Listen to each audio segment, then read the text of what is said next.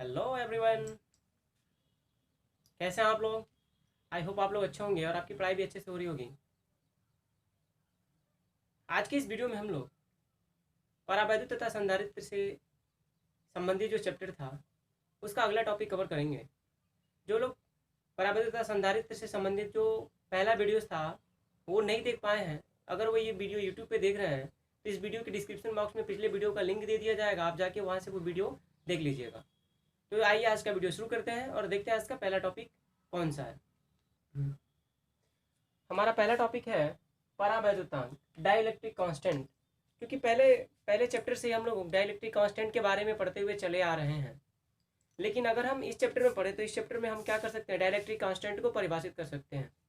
जैसे हमने वहाँ पे भी इसको परिभाषित किया था। फिलहाल अगर यहाँ पे हम अगर इसको परिभाषित करना चाहें तो बोल सकते हैं आरोपित विद्युत क्षेत्र की तीव्रता ई नॉट तथा प्लेटों के मध्य अगर परावैद्युत रखने पर वैद्युत क्षेत्र की तीव्रता ई हो तो दोनों का जो अनुपात होता है उसी को हम क्या कहते हैं, परावैद्युतांक, डाइलेक्ट्रिक कांस्टेंट कहते हैं। इसे कैपिटल के से प्रदर्शित किया जाता है। और अगर गणितीय रूप से देखकर फार्मूले की बात करें तो के बराबर क्या होगा, ई नॉट अपॉन ई। मतलब अगर दो प्लेट हैं और दोनों क्या है, दोनों चालक प्लेट है और चालक प्लेट को हम क्या किए हैं, एक बाह्य वैद्युत क्षेत्र जिस जो क्या है ई नॉट है वहां पे लगा हुआ है। और उस समय जो वैद्युत क्षेत्र की तीव्रता है अगर वो क्या है, ई नॉट है, और उसके बाद क्या करें, हम दोनों प्लेटों के मध्य कोई परावैद्युत पदार्थ रख दें तो क्या हो जाएगा। जैसे हम लोग अभी पढ़ चुके हैं कि परावैद्युत पदार्थ रखने पर जो वैद्युत क्षेत्र की तीव्रता होगी कम हो जाएगी, और जब वो कम होकर अगर क्या हो जा रही है, ई हो जा रही है, तो इन दोनों का जो अनुपात होगा वही क्या कहलाएगा, परावैद्युतांक कहलाता है, डाइलेक्ट्रिक कांस्टेंट कहलाता है। अगर हम जानते हैं कि हम लोग पढ़ भी चुके हैं कि ये जो ई नाट होगा क्या होगा, हमेशा जो परावैद्युत पदार्थ रखने के बाद जो वैद्युत क्षेत्र की तीव्रता होगी उससे क्या होगा, अधिक होगा। और जब उससे अधिक होगा उस स्थिति में के का मान क्या होगा, अधिकतम होगा, मतलब एक से अधिक होगा। और इसीलिए हम लोग इसको लिख सकते हैं कि अगर ई नॉट इज ग्रेटर देन ई, उस स्थिति में क्या होगा, के का मान एक से बड़ा होगा। और जो अगर दोनों प्लेटों के मध्य कोई अगर क्या कर दें, एयर या निर्वात कर दिया जाए तो उस स्थिति में ई नॉट और ई दोनों क्या हो जाएंगे, आपस में बराबर हो जाएंगे। और उस स्थिति में निर्वात या वाई के लिए जो परावैद्युतांक का मान होता है वो कितना होता है, एक होता है। हमारा जो अगला टॉपिक है वो है धारिता की अभिधारणा, कंसेप्ट ऑफ कैपेसिटेंस। धारिता का शाब्दिक अर्थ होता है धारण करने की क्षमता, अर्थात किसी चालक की वैद्युत धारिता का अर्थ उसके द्वारा वैद्युत आवेश धारण करने की क्षमता से है। हम जानते हैं कि अगर हमारे पास कोई ऐसा बर्तन या बोतल है जिसकी कैपेसिटी 1 लीटर है, अर्थात उसमें 1 लीटर ही जल क्या कर सकते हैं, हम डाल सकते हैं। यदि उसके बाद क्या करें, हम उसमें अधिक जल डालें तो ये जो अधिक डाला गया जल होगा वो क्या होगा, नीचे फ्लो हो जाता है, यानी बह जाता है, फैलने लगता है। ठीक उसी प्रकार एक निश्चित सीमा के बाद यदि किसी चालक को आवेश हम देते हैं या दिया जाता है तो ये आवेश का विसर्जन भी वायु में होने लगता है। जिस प्रकार बर्तन में डाला गया जल उसके गुरुत्वीय तल को बढ़ाता है, ठीक उसी प्रकार किसी चालक को दिया गया आवेश उसके वैद्युत तल अर्थात विभव को बढ़ाता है। अर्थात किसी चालक को जितना अधिक आवेश दिया जाता है उसका विभव भी उतना अधिक बढ़ता है। और उस बेसिस पे हम कह सकते हैं किसी चालक पर उपस्थित आवेश उसके विभव के समानुपाती होता है, अर्थात क्यू समानुपाती भी। और ये जो हम जानते हैं कि जब समानुपाती का चिन्ह हटाते हैं तो कोई कांस्टेंट यूज करते हैं, तो अगर हम क्या करें, अगर के कांस्टेंट यूज करें तो क्या हो जाएगा, क्यू बराबर के भी, जहाँ पे के क्या एक समानुपाती नियतांक है। अगर के बराबर क्या रख दें, हम कैपिटल सी रख दें, तो ये हमारा जो इक्वेशन है कुछ ऐसे बन जाएगा, क्यू बराबर सी भी। इसको हमने समीकरण 1 बना लिया, जहाँ पे क्यू क्या है, उस चालक को दिया गया आवेश है, जबकि भी कैपिटल भी क्या है, उस चालक के विभव में वृद्धि, जबकि सी क्या है, उस चालक की वैद्युत धारिता है। अगर हम वैद्युत धारिता यानी उस चालक की वैद्युत धारिता की बात करें तो उस चालक की जो वैद्युत धारिता है वो उसकी आकृति, उसका क्षेत्रफल और वो किस माध्यम में रखा गया है तथा उसके पास अगर कोई दूसरा चालक रख दिया गया है क्या करता है, उसकी उपस्थिति पर ये चीजें निर्भर करता है। यानी जो कैपिटल सी है वो निम्न इन सब बातों पे क्या करता है, निर्भर करता है। अब यदि हम समीकरण 1 को अगर थोड़ा सा मॉडिफाई करें तो हम ऐसे लिख सकते हैं सी बराबर क्यू बटे बी। इसको हमने समीकरण 2 बना लिया। अगर हम यहाँ से क्या करें, ये सी को परिभाषित करें, यानी उस चालक की जो धारिता है उसको अगर हम परिभाषित करना चाहें तो हम कह सकते हैं कि किसी चालक की जो धारिता सी उस चालक को दिए गए आवेश तथा उस चालक के विभव में वृद्धि के अनुपात को ही हम क्या कहते हैं, उस चालक की धारिता कहते हैं। अब अगर इसके गणितीय परिभाषा की बात करें तो गणितीय परिभाषा के लिए जो ये हर है हम इसको क्या कर लेते हैं, एकांक कर लेते हैं। तो अगर क्या कर दें, समीकरण 2 से यदि V बराबर 1 वोल्ट हो जाए तो उस स्थिति में समीकरण 2 जो है C बराबर क्या हो जाएगा, Q हो जाएगा। और उस स्थिति में हम इसकी परिभाषा ऐसे दे सकते हैं कि किसी चालक की धारिता उस आवेश के तुल्य होती है जो उसके विभव में 1 वोल्ट की परिवर्तन करता है या 1 वोल्ट का क्या करता है, वृद्धि करता है। और अगर हम जो C का मात्रक और विमीय सूत्र लिखे हैं, यानी यूनिट एंड डायमेंशनल फार्मूला लिखे हैं, तो हम अभी C बराबर क्या लिखे हैं, C बराबर देखे हैं कि C बराबर क्या होगा, Q बटे V होगा। इसको हमने समीकरण 2 बनाया था, समीकरण 2 से तो हम अगर पहले क्या लिखें, इसका मात्रक लिखें, यूनिट लिखें, तो क्या हो जाएगा, समीकरण 2 से C का मात्रक बराबर Q का मात्रक बटे V का मात्रक। और Q क्या है, आवेश है, और आवेश का जो मात्रक होगा क्या होगा, कूलाम, और V का मात्रक क्या होगा, वोल्ट। तो ये क्या हो जाएगा, कूलाम प्रति वोल्ट। यानी अगर C के मात्रक की बात करें तो C का मात्रक क्या हो जाएगा, कूलाम प्रति मोल प्रति वोल्ट, या इसी को हम क्या बोलते हैं, फैरेड भी बोलते हैं, जिसको हम एफ से प्रदर्शित करते हैं। और अगर ये जो C है, C के अन्य मात्रक की बात करें तो माइक्रोफैरेड, नैनोफैरेड, पिकोफैरेड भी क्या कर सकते हैं, यूज में ला सकते हैं छोटे मात्रक के लिए। अगर हम इनमें संबंध की बात करें कि ये जो छोटे मात्रक हैं उनमें क्या संबंध होता है और फैरेड में, तो हम जानते हैं कि 1 फैरेड किसके बराबर होगा, 10⁶ माइक्रो फैरेड के बराबर होगा। और 1 फैरेड अगर नैनो फैरेड की बात करें तो 1 फैरेड किसके बराबर होगा, 10⁹ नैनो फैरेड के बराबर होगा। और अगर 1 फैरेड की बात करें पिको फैरेड में तो 1 फैरेड किसके बराबर होगा, 10⁻12 पिको फैरेड के बराबर होगा। अब अगर हम इसके विमीय सूत्र की बात करें, यानी धारिता के विमीय सूत्र की बात करें, तो क्या हो जाएगा, जो धारिता का विमीय सूत्र समीकरण 2 से क्या होगा, आवेश का विमीय सूत्र बटे विभव का विमीय सूत्र। यानी C का विमीय सूत्र किसके बराबर होगा, ये आवेश का जो विमीय सूत्र होता है क्या होता है, AT होता है। और जो विभव है, विभव का विमीय सूत्र क्या होता है, ml² T⁻³ और A⁻²। और अगर थोड़ा सा हम इसको और हल करें तो ये हर में है, तो जब अंश में लेके जाएंगे, ऊपर लेके जाएंगे तो क्या हो जाएगा, m⁻⁻1। और यल क्या है, प्लस है, तो ऊपर जाएगा तो क्या हो जाएगा, ये -2 हो जाएगा। और T⁻³ जब ऊपर जाएगा तो +3 हो जाएगा, और एक ऑलरेडी यहाँ पे है तो इस स्थिति में हो जाएगा T⁻4।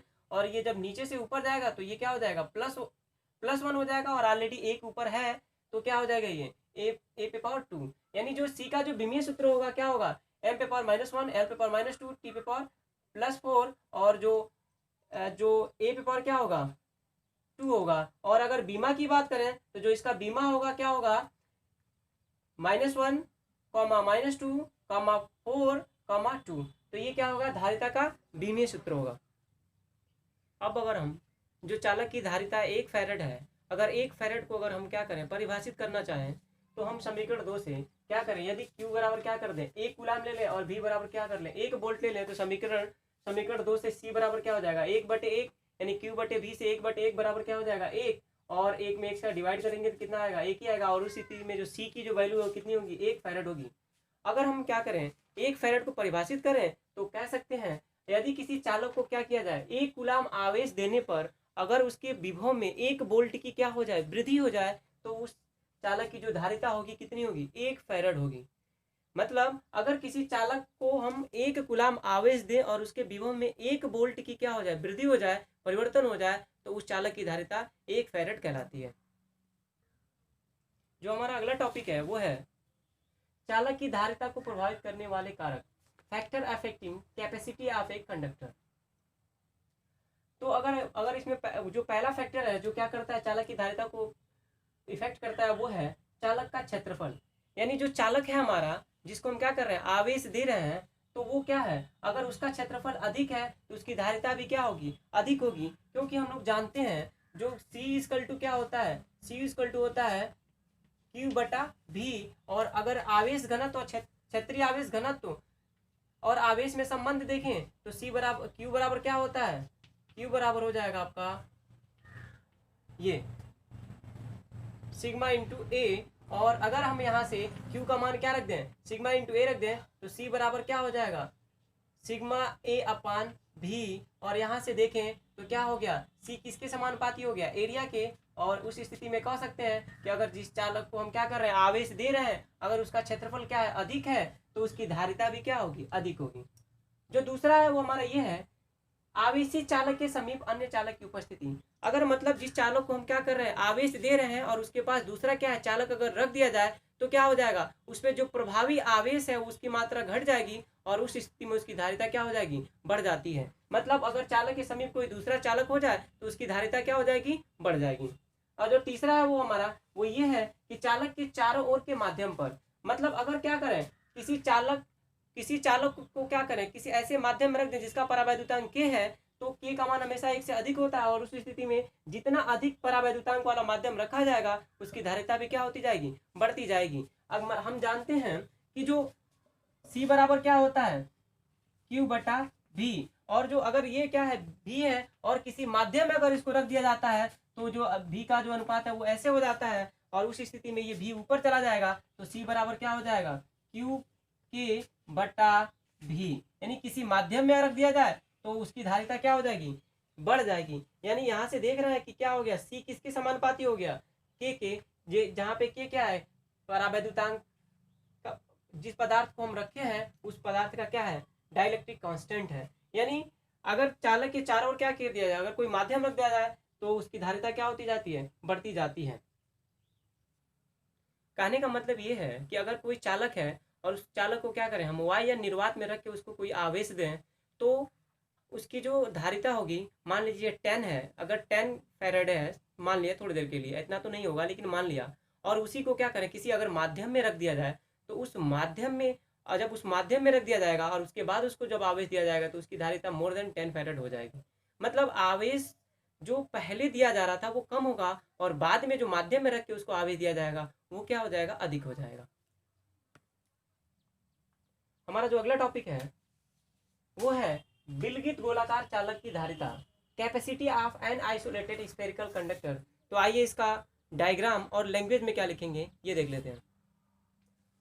हम लैंग्वेज में लिख सकते हैं, माना कैपिटल आर त्रिज्या का एक गोलाकार चालक कैपिटल के परावैद्युतांक वाले माध्यम में रखा गया है। यदि प्लस क्यू आवेश दिया जाए तो आवेश पृष्ठ पर समान रूप से वितरित हो जाता है और उस स्थिति में जो पृष्ठ है वो समविभव पृष्ठ बन जाता है। यह हमारा डायग्राम है। ये कैपिटल आर त्रिज्या का कोई गोलीय चालक है जिसपे प्लस क्यू आवेश दिया जा रहा है, तो आवेश सतह पे क्या हो गया, एक समान रूप से बट गया है और ये पृष्ठ कैसा हो गया, समविभव पृष्ठ हो गया है और ये कैपिटल क्यू परावैद्युतांक वाले माध्यम में रखा गया है। तो अगर गोली की सतह पर अगर विभव ज्ञात करें तो ऐसा प्रतीत होता है कि जो ये आवेश है, ये आवेश पूरा कहाँ पे स्थित है, ये बिंदु पर स्थित है, केंद्र पर स्थित है और उस स्थिति में केंद्र से स्मॉल आर दूरी पर यानी पृष्ठ पर अगर हम क्या करें, विभव ज्ञात करें, अगर वो विभव क्या मान लिया, v है, तो v किसके बराबर होगा, 1/4πε0 इंटू क्यू अपान के आर, जहाँ पे k क्या है, परावैद्युतांक, उस परावैद्युतांक जिस माध्यम में हम उसमें रखे हैं उसका क्या परावैद्युतांक है और ये कैपिटल आर क्या है, गोलीय चालक की त्रिज्या। इसको हमने समीकरण 1 बना लिया। अगर हम ये मान लें कि यदि जो चालक है उस चालक की दो धारिता क्या है, कैपिटल सी है, तो धारिता के फार्मूले से अभी हम लोग पढ़े हैं कि सी बराबर क्या होता है, क्यू बटा बी। इसको हमने समीकरण 2 बना लिया। अब अगर हम समीकरण 1 व 2 से देखें तो जो समीकरण जो 2 था उसमें क्या करें, अगर 1 से v का मान रख दें तो क्या हो जाएगा, c बराबर q बटा v था, तो v के लिए 1/4πε0 इंटू क्यू बटा के आर हो जाएगा। अगर यहाँ से देखें हम तो क्या हो जाएगा, q से q कैंसिल हो जाएगा और ये बिल्कुल नीचे है बट इसके बटा में बटा है तो ये ऊपर चला जाएगा, तो c बराबर क्या हो जाएगा 4πε0 इंटू के आर, या c बराबर 4πε0 इंटू के आर। अगर हम देखें यहाँ से तो 4πε0 ये क्या है, कांस्टेंट है और ये जो जिस माध्यम में रखा गया है उसका जो परावैद्युतांक है वो भी क्या होगा, निश्चित ही होगा। इसका मतलब 4πε0 इंटू के भी क्या है, एक नियतांक है और उस स्थिति में जो c की वैल्यू है वो किस पे निर्भर कर रही है, तो केवल और केवल r पे। मतलब अगर किसी चालक की अगर धारिता हमको क्या करनी है, बढ़ानी होगी, तो उसका आकार बढ़ाना पड़ेगा, मतलब उसकी त्रिज्या क्या करनी पड़ेगी, हमको बढ़ानी पड़ेगी। मतलब क्या है, c समानुपाती होगा, डायरेक्टली समानुपाती होगा किसके, उस गोलीय चालक के त्रिज्या के। यदि हम इसको c बराबर 4πε0 इंटू के आर को समीकरण 3 बना लें तो समीकरण 3 से अगर हम लिखें, समीकरण 3 में यदि हम k बराबर क्या कर लें, 1 रख लें, यानी जो हमारा गोलीय चालक है वो कहाँ रख दिया जाए, y या निर्वात में रख दिया जाए, y में रख दिया जाए, तो के का मान कितना हो जाएगा, 1 हो जाएगा। और उस स्थिति में ये सी है जो क्या बन जाएगा, सी नाट। तो सी नाट बराबर हो जाएगा 4 pi epsilon naught into R. अगर हम यहाँ से ये एप्सिलॉन नॉट है, एप्सिलॉन नॉट को अगर क्या करें, यहाँ से इसका मात्रक निकालें, तो एप्सिलॉन नॉट के लिए हम लिख सकते हैं एप्सिलॉन नॉट बराबर सी नॉट अपान 4 पाई आर। 4 पाई का तो कोई मात्रक होगा नहीं, और एप्सिलॉन नॉट का मात्रक किसके बराबर होगा, सी नॉट का मात्रक बटे आर। और सी नॉट क्या है, धारिता है, और धारिता के लिए हम लोग क्या पढ़े, फेरड। और आर क्या है, त्रिज्या है, मतलब उसका मात्रक क्या होगा, मीटर। यानी एप्सिलॉन नॉट का यहाँ से एक और मात्रक निकल के आ जाएगा, फेरड प्रति मीटर। तो हम क्या कर सकते हैं, फेरड प्रति मीटर भी हम एप्सिलॉन नॉट का मात्रक यूज कर सकते हैं। ये तो कंफर्म हो गया। और अब अगर हम यहाँ से देखें कि अगर हमसे पूछा जाए कि अगर हमको एक ऐसा चालक लेना है जिसकी धारिता 1 फैरड हो और वो निर्वात या वायु में रखा जाए, तो उसके लिए कितना उसकी त्रिज्या होनी चाहिए। तो उसके लिए अगर हम कैलकुलेट करें तो यहाँ से लिख सकते हैं आर बराबर सी नॉट अपान 4 पाई एप्सिलॉन नॉट। तो हमको जो धारिता हम बना रहे हैं वो कितना है, 1 फैरड है, यानी उस चालक की धारिता कितनी है, 1 फैरड है। तो हमने क्या लिख दिया, सी नॉट की जगह पे हमने क्या रख दिया, सी नॉट का रख दिया हमने 1 फैरड। तो 1/4 पाई एप्सिलॉन नॉट के लिए हम लोग कितना जानते हैं, 9 × 10⁹ मीटर, क्योंकि आर है तो मीटर हो जाएगा। तो यानी जो अब हम ये आर है, आर की वैल्यू जब इसमें मल्टीप्लाई करेंगे तो कितना हो जाएगा, 9 × 10⁹ मीटर।